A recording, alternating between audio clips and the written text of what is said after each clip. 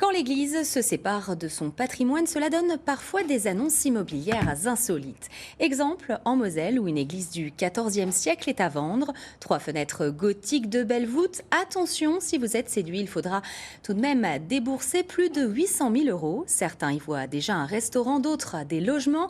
Visite guidée avec René Elkaïm et Emmanuel André.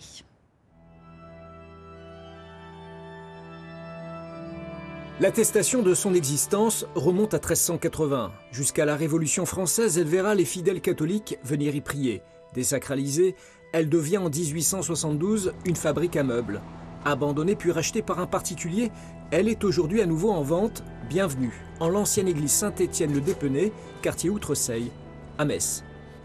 Alors donc là, les plafonds seront sûrement à refaire parce qu'il faut tout renforcer, ouais. Donc je pense que celui qui va acquérir, ce sera l'une des premières choses qu'il va faire. Joseph Alessier est en charge de la vente. Il sait que ce bien n'est pas à la portée de n'importe qui. Avec un coût à l'achat de 812 000 euros et 1 million d'euros supplémentaires pour les travaux, les clients ne sont pas légion.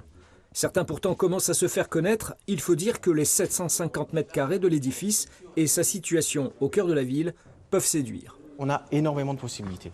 On peut avoir salle de réception, salle de restauration au niveau du premier niveau parce qu'on pourra avoir une terrasse, des appartements, des espaces de travail, que ce soit espace de travail à ce niveau-là ou alors même au niveau de la cave, on peut y mettre aussi un local photo par exemple ou local d'enregistrement musical ou autre chose.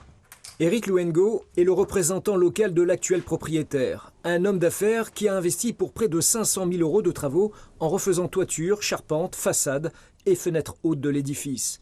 Cette verrière est une création nouvelle qui permet ainsi d'avoir une vue sur toute la ville et ce n'est pas le seul intérêt que trouvera le potentiel acheteur.